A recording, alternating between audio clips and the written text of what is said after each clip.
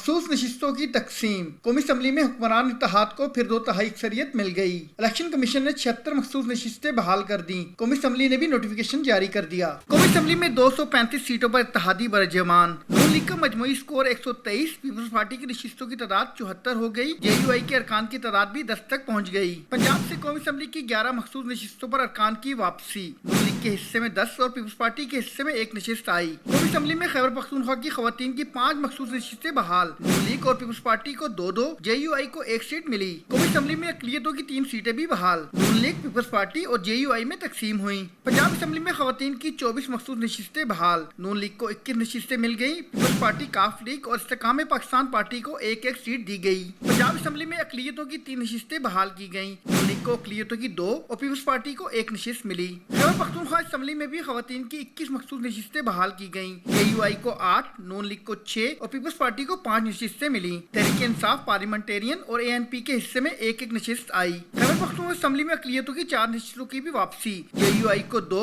نون league اور Peoples party کو 1-1 اقلیتی نشست دی گئی۔ سندھ اسمبلی میں خواتین کی 2 مخصوص نشستیں بحال کی گئی، جن میں خواتین کی 1 نشست پیپلز پارٹی اور 1 ایم کیو ایم کو دی گئی۔ الیکشن کمیشن نے جنرل نشستوں پر کامیاب امیدواروں کو تحریک انصاف کا امیدوار قرار دینے کا نوٹیفیکیشن بھی واپس لے لیا۔ نوٹیفیکیشن کے مطابق یہ امیدوار قومی assembly, Punjab assembly, Khyber Pakhtunkhwa assembly اور سندھ اسمبلی سے جنرل نشستوں پر کامیاب ہوئے تھے۔